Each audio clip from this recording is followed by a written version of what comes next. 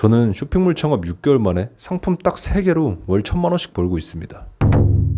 요즘 쇼핑몰 관련 영상들을 보면 쇼핑몰이 어떤 구조로 운영되는 건지, 쇼핑몰은 어떻게 시작하는 건지, 말 그대로 창업 준비 영상들이 대부분입니다. 근데 이런 영상들을 보다 보면 제일 중요한 게 빠져 있어요. 쇼핑몰 창업을 어떻게 하라는 건지는 알겠는데 제일 중요한 돈을 버는 방법은 제대로 알려주질 않습니다. 쇼핑몰을 하는 이유가 다들 돈 벌려고 하는 거잖아요. 그래서 저는 모두가 제일 궁금해하는 쇼핑몰로 돈을 버는 방법에 대해 말씀드리려고 합니다. 여러분이 지금 아무것도 모르셔도 전혀 상관없습니다. 초등학생도 이해할 수 있을 정도로 정말 쉽게 설명해 드릴게요. 제가 어떻게 창업 6개월 만에 딱 3개의 상품으로 월 1,000만원씩 벌 수 있었는지 그 방법들을 지금부터 모두 말씀드리겠습니다.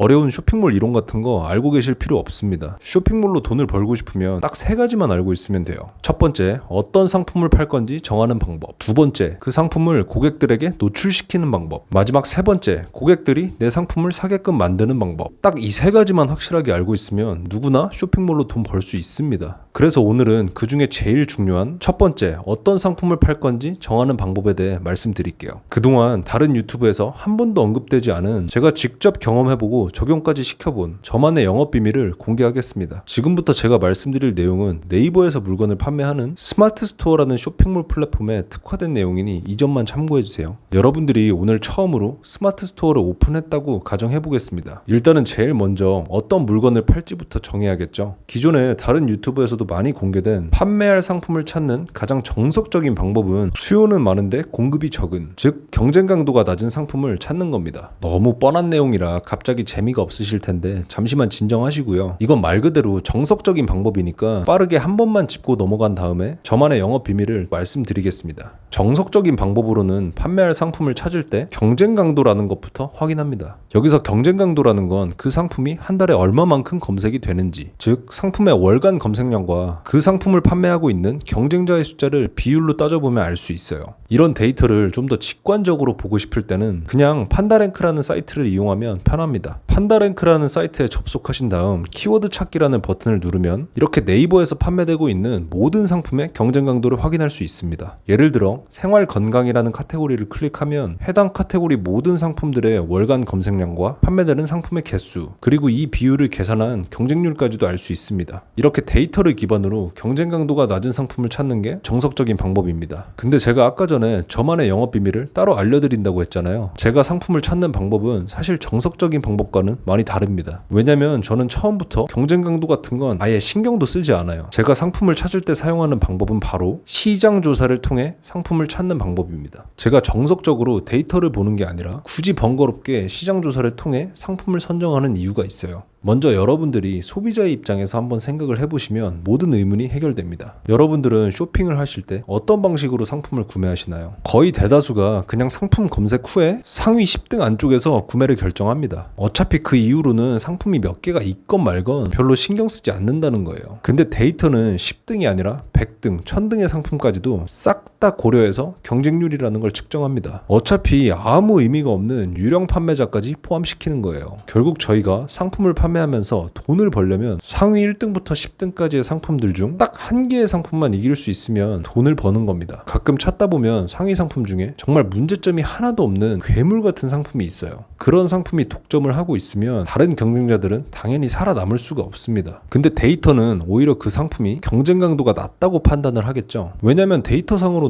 검색량에 비해 절대적인 판매자의 숫자는 적다고 나올 테니까요. 수치에만 의존을 하면 이런 상황이 벌어질 수 있기 때문에 실질적인 경쟁률은 꼭 시장 조사를 통해 확인해야 되는 겁니다. 그 이후에도 결국 상위 10등 중에 내가 이길 수 있는 상품이 있느냐 없느냐가 경쟁률을 판단하는 가장 중요한 척도가 돼야 되는 거죠. 이 시장 조사라는 말이 너무 추상적으로 느껴지실까봐 확실하게 이해하실 수 있도록 예시를 통해 단계별로 설명해 드릴게요. 저는 처음에 판매할 상품을 찾을 때 이거 한번 팔아볼까? 이런 생각이 드는 상품이 있으면 일단 그 상품을 네이버에다가 검색부터 해봅니다. 경쟁 강도가 최악이건 말건 일단은 그냥 검색부터 해보는 거예요. 예를 들어 제가 진짜 흔하디 흔한 슬랙스 바지를 팔고 싶어 한다고 가정해보겠습니다. 데이터상으로는 경쟁률이 350대 1, 그러니까 경쟁 강도가 최악으로 뜨는 상품인데 그래도 저는 데이터는 별로 신경 쓰지 않고 일단 검색부터 먼저 해봅니다. 그렇게 검색을 한 뒤에 저는 슬랙스 바지 중 상위 1등부터 10등까지 제품이 뭔지를 확인하고 그 상품들의 리뷰를 싹 다 읽어볼 거예요. 대신에 이때 리뷰는 평점이 안 좋은 리뷰들만 봅니다. 왜냐면 안 좋은 리뷰를 봐야 기존 상품들의 문제점이 뭔지 알 수 있기 때문이에요. 그렇게 안 좋은 리뷰들을 보면서 유난히 자주 언급되는 문제가 어떤 건지 확인합니다. 슬랙스 바지로 예를 들면 제일 많이 언급되는 문제가 첫째, 물 빠짐이 심하다. 둘째, 바지 기장이 안 맞는다. 셋째, 배송이 느리다. 이렇게 세 가지였습니다. 이렇게 상품을 검색한 후에 기존 상품들의 문제점이 뭔지 파악하는 것까지가 시장 조사의 두 번째 단계입니다. 그 다음 세 번째는 이 문제들이 제가 해결 가능한 문제인지 확인하는 겁니다. 이 경우에는 제가 배송 문제는 해결할 수 없지만 물 빠짐이나 바지 기장이 안 맞는 건 해결할 수 있었습니다. 왜냐면 제가 물 빠짐이 없는 바지를 구한 다음 고객 요청에 따라 미리 바지 기장을 수선해서 보내주면 되니까요. 이렇게 문제 해결이 가능하다는 결론이 나오면 이제 마지막 단계로 넘어갑니다. 마지막 네 번째 단계는 내가 기존 상품들의 문제점을 보완했을 때 이 상품들을 이길 수 있을지 없을지를 판단해서 최종적으로 판매 여부를 결정하는 단계입니다. 만약에 내가 기존 상품들을 못 이길 것 같다면 다시 1단계의 과정으로 돌아가서 똑같은 방식으로 다른 상품을 찾아보면 되는 겁니다. 근데 만약에 내가 이길 수 있을 것 같으면 이제 본격적으로 실질적인 상품의 디자인이나 컨셉, 그리고 상품을 공급받을 최종 도매처까지 확인하면 됩니다.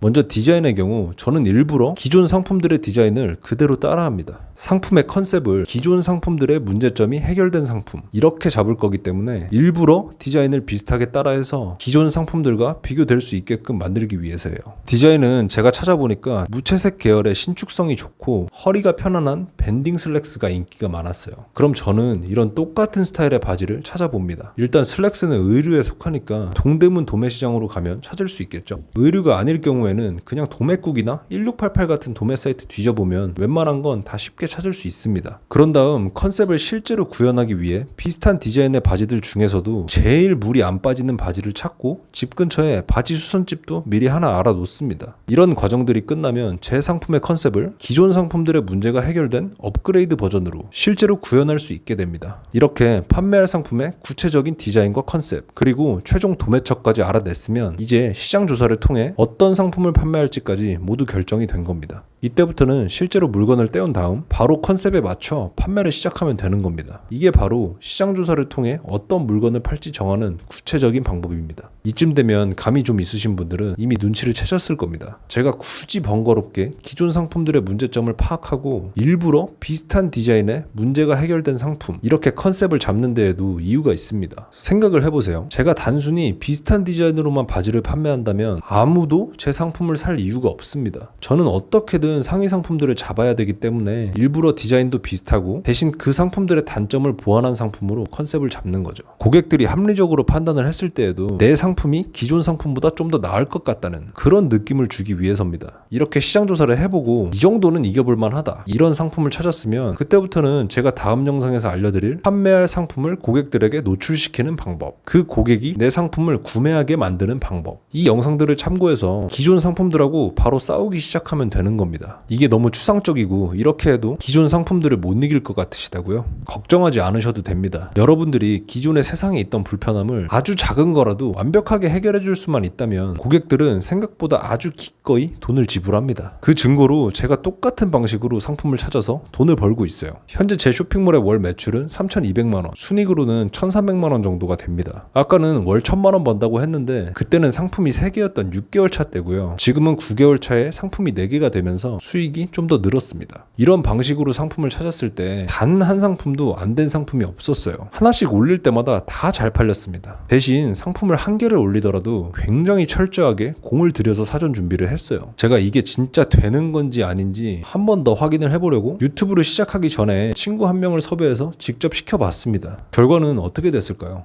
이 친구 같은 경우 쇼핑몰에 대해 정말 아무것도 몰랐기 때문에 6월 초부터 7월 13일 이때까지 한 달 반 동안 진짜 필요한 것만 속성으로 교육을 시켰어요. 시장조사 열심히 해서 판매할 상품 선정하고 상세 페이지 매력적으로 잘 만든 다음에 상품을 등록했습니다. 그러고 나서 상품 등록한 지 아직 2주밖에 안 됐는데 벌써 이번 주 매출이 월요일 30만원, 화요일 30만원, 수요일 21만원, 목요일 50만원, 금요일 26만원 이 정도가 나옵니다. 여전히 제가 사용했던 방법들은 먹힌다는 거죠. 너무 복잡하게 생각할 필요가 없습니다. 그냥 시장조사 열심히 해서 이 정도면 내가 이겨볼만 하겠다 이런 상품을 찾았으면 상세 페이지 매력적으로 만든 다음에 고객들에게 노출시키면 끝입니다. 이게 쇼핑몰로 돈을 버는 방법의 전부예요.